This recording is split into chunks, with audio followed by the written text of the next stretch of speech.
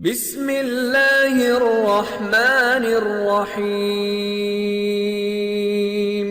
کسے غم گسار کی محنتوں کا میں نے یہ خوب سلا دیا کہ جو اللہ تعالیٰ نے سورۃ الحجرات میں صحابہ کی شان کو بیان کرتے ہوئے فرمایا وَلَكِنَّ اللَّهَ حَبَّبَ إِلَيْكُمُ الْإِيمَانَ وَزَيَّنَهُ فِي قُلُوبِكُمْ وَكَرَّهَ إِلَيْكُمُ الْكُفْرَ وَالْفُسُوقَ وَالْعِصْيَانَ أُولَئِكَ هُمُ الرَّاشِدُونَ کہ پیغمبر علیہ السلام کے صحابہ تو یہ ہیں کہ اللہ نے پیغمبر کے صحابہ کے لیے ایمان کو پسند فرمایا اور پیغمبر کے صحابہ کے دلوں کو ایمان سے منور فرمایا، مزین فرمایا، اور اللہ نے پیغمبر کے صحابہ کے لیے کفر،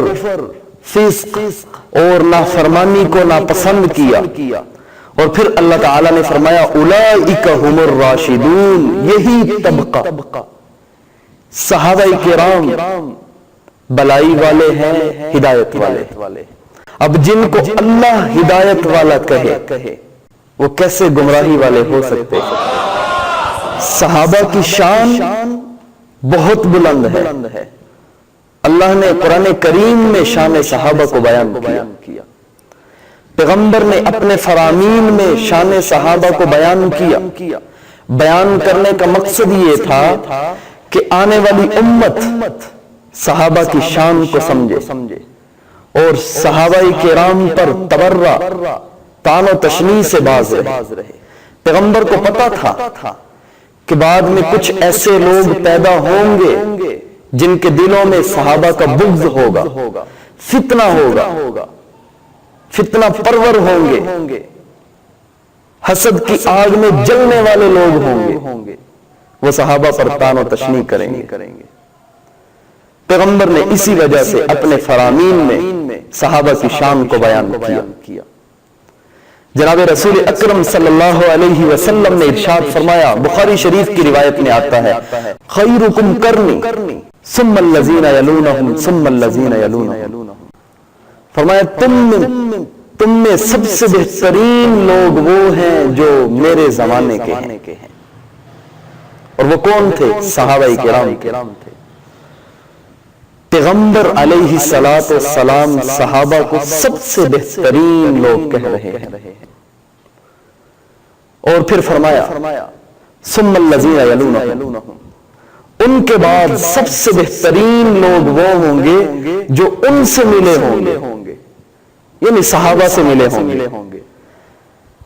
اب لوگ وہ بہتر جو پیغمبر کے زمانے کے صحابہ، پھر ان کے بعد وہ بہتر جو صحابہ سے ملے، اور پھر فرمایا ثم الذین یلونہم، پھر ان کے بعد وہ بہتر ہوں گے جو صحابہ کے ملنے والوں کے ساتھ ملے ہوں گے، یعنی تبع تابعین۔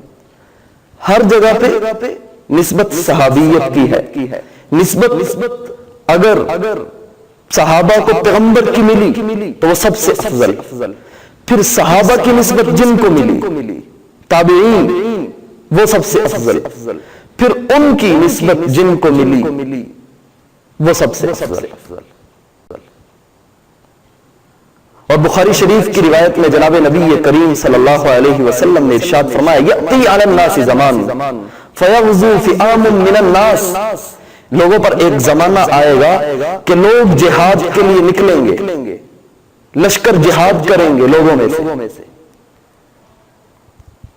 فرمایا فیقولون من صاحب رسول اللہ صلی اللہ علیہ وسلم، ان سے پوچھا جائے گا تم میں سے کوئی رسول اکرم صلی اللہ علیہ وسلم کا صحابی ہے؟ تو جب وہ لشکر کہے گا ہاں ہمارے اندر ایک صحابی رسول بھی ہے، تو حضور علیہ السلام نے ارشاد فرمایا فیفتح لہم، اس صحابی کی برکت سے ان کو اللہ فتح نصیب فرما دیں گے۔ اب برکت بھی صحابی رسول کی، صحابی رسول کی برکت سے اللہ جہاد میں فتح نصیب فرما رہے ہیں۔ تو آپ بتائیے جس کی برکت سے جہاد میں فتح نصیب ہو رہی ہے، وہ طبقہ، وہ لشکر، وہ جماعت، وہ صحابہ کرام کیسے حضور علیہ السلام کے وصال کے بعد مرتد ہو سکتے ہیں؟ اور مجمع الزوائد کی ایک روایت میں جناب رسول اکرم صلی اللہ علیہ وسلم کا فرمان نقل ہے۔ حضرت عبداللہ ابن بسر رضی اللہ تعالی عنہ فرماتے ہیں کہ جناب رسول اکرم صلی اللہ علیہ وسلم نے ارشاد فرمایا، طوبی لمن رآنی، مبارکباد ہو اس شخص کو جس نے مجھے دیکھا، مبارک ہو اس شخص کو جس نے مجھے دیکھا، یعنی صحابہ کرام کو مبارک بھی۔ اور فرمایا وَطُوبَى لِمَن رَّآ مَن رَّآنِي، اور مبارکباد ہے اس شخص کو جس نے مجھے دیکھنے والے کو دیکھا، یعنی جس نے صحابہ کو دیکھا اس کو مبارک، یعنی تابعین کے لیے مبارک ہے۔ اور پھر فرمایا فَيُغْفَرُ لَهُمْ، اللہ نے ان کی مغفرت فرما دی۔ اب دیکھیے پیغمبر علیہ السلام صحابہ کی زیارت کرنے والوں کو مبارکباد دے رہے ہیں۔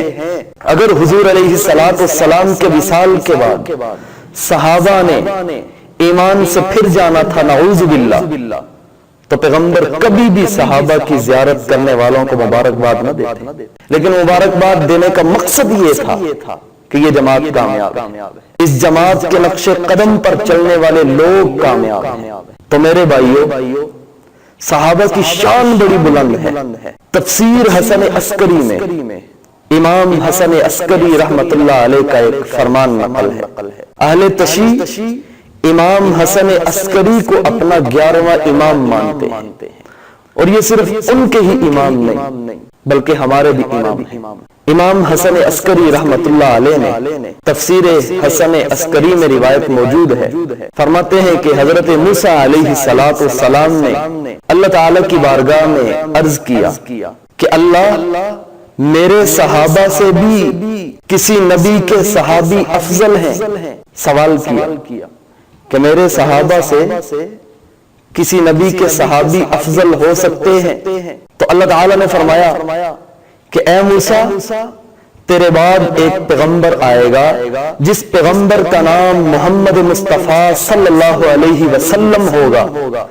جس طرح اس پیغمبر کی فضیلت سارے کے سارے انبیاء پر ہے، اسی طرح پیغمبر کے صحابہ کی فضیلت سارے کے سارے انبیاء کے صحابہ پر۔ اب یہ کون کہہ رہے ہیں؟ امام حسن عسکری رحمت اللہ علیہ، اور یہ اہل تشیع کے 11ویں امام ہیں۔ تو عرض کرنے کا مقصد یہ ہے کہ صحابہ کی عظمت کو، فضیلت کو دل و جان سے تسلیم کیا جائے۔ پیغمبر کا ہر صحابی بخشا ہوا، اللہ کی طرف سے رضا کا سرٹیفکیٹ پیغمبر کے ہر صحابی کے لیے ہے۔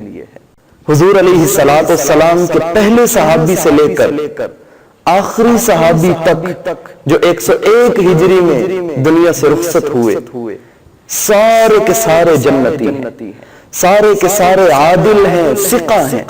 پیران پیر شیخ عبد القادر جیلانی رحمت اللہ علیہ سے کسی نے صحابہ کرام کے بارے میں سوال کیا تو شیخ عبد القادر جیلانی رحمت اللہ علیہ فرمانے لگے کہ میری 45 سال کی عبادتیں، جن میں تہجد بھی ہے، نمازیں بھی ہیں، تلاوت بھی ہے، روزے بھی ہیں، فرمایا میری 45 سالہ عبادت ایک طرف، اور حضرت بلال رضی اللہ تعالی عنہ کی ایک لمحے کی نگاہ جو انہوں نے حضور علیہ السلام پر ڈالی، فرمایا حضرت بلال کی ایک لمحے کی نظر جو حضور علیہ السلام پر ڈالی، میری 45 سالہ عبادت اس نگاہ کے سامنے کوئی حیثیت نہیں رکھتی۔ فرمایا وہ نگاہ جو حضرت بلال نے حضور علیہ السلام کی طرف دیکھا میری 45 سالہ عبادت سے افضل ہے۔ صحابہ تو حضور علیہ السلام کے لیے ہی پیدا ہوئے تھے۔ مسند احمد میں روایت آتی ہے، حضرت عبداللہ ابن مسعود رضی اللہ تعالی عنہ کا فرمان ہے کہ اللہ تعالی نے لوگوں کے دلوں میں دیکھا، فوجد قلب محمد خیر قلوب العباد، تو اللہ تعالیٰ نے لوگوں کے دلوں میں سب سے بہترین دل حضور علیہ السلام کا پایا. سب سے زیادہ بلائی حضور علیہ السلام کے دل میں دیکھی تو اللہ نے حضور علیہ السلام کو چن کر نبوت عطا کی اور مبعوث فرما دیا. پھر فرمایا اس کے بعد اللہ نے لوگوں کے دلوں میں دیکھا تو اللہ کو سب سے بہترین دل حضور کے صحابہ کے نظر آئے. فجعلهم وزراء نبیہ، تو اللہ تعالیٰ نے صحابہ کو، ان لوگوں کو حضور علیہ السلام کے وزراء بنا دیا، وزیر بنا دیا. یقاتلون علی دینہ، وہ حضور علیہ السلام کے دین کے لیے لڑے. تو سب سے بہترین دل صحابہ کے ہیں جو ایمان سے منور ہیں، اور اللہ نے ان کے ایمان کی گواہی دی. اللہ نے ان جیسا ایمان مانگا